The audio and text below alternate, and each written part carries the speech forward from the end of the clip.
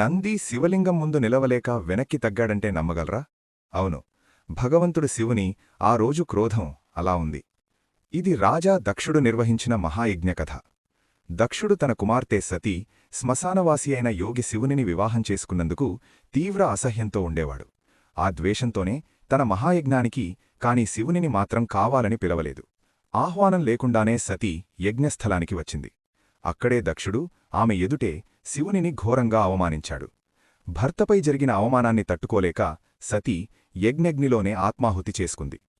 ఈ వార్త శివుని చేరిన క్షణమే విషాదం ప్రళయంకరమైన కోపంగా మారింది.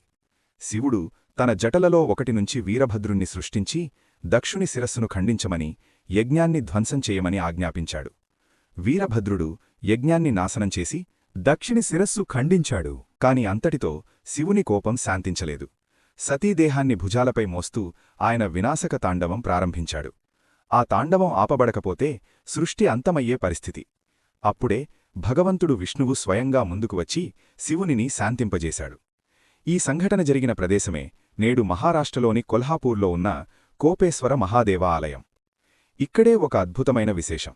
శివుని ఆగ్రహం ముందు నంది కూడా ముందుకు వెళ్లలేక వెనక్కి తగ్గాడని విశ్వాసం. అందుకే ఈ ఆలయ గర్భగృహంలో శివలింగం ఎదురుగా నంది విగ్రహం ఉండదు.